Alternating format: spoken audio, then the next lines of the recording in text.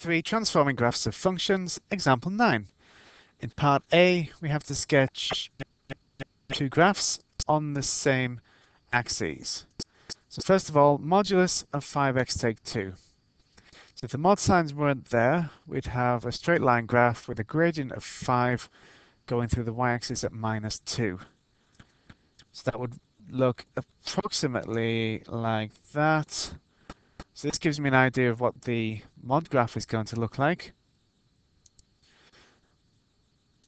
So that positive section there, I'm going to leave it as it was. However, the negative section will be reflected in the x-axis and we get a graph something like this. Let's just mark on this graph. So that's the modulus of 5x take 2. It'll go through the y-axis at 0, 2.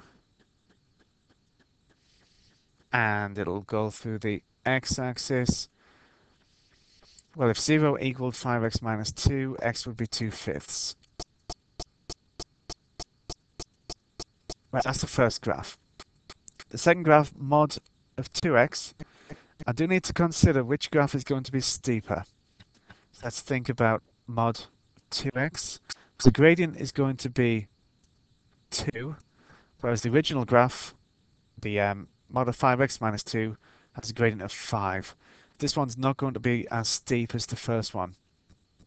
The graph of y equals 2x, so it's not as steep as the graph I've already drawn.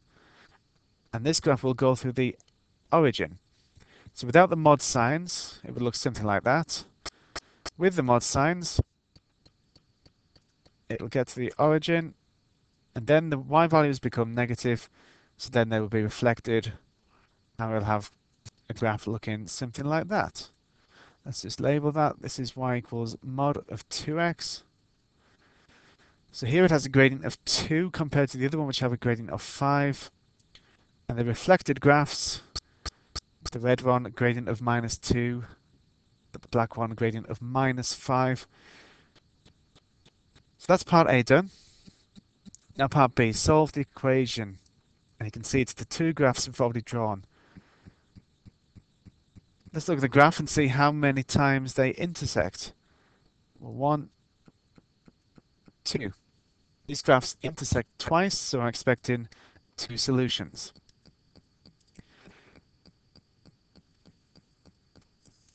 Let's think about this statement in part B. Mod of 5x minus 2 equals mod of 2x. Well, that means the thing inside the modulus, 5x minus 2, must either be equal to positive 2x or negative 2x. This goes back to example 8, where I used a similar method.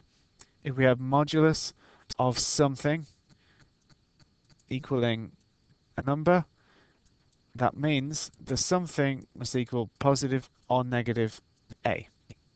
So this will work here because we also have modulus on both sides.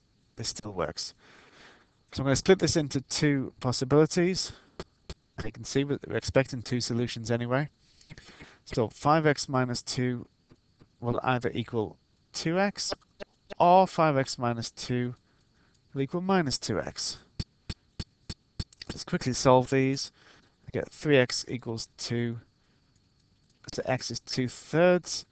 And on the other one, 7x equals 2. So x is 2/7.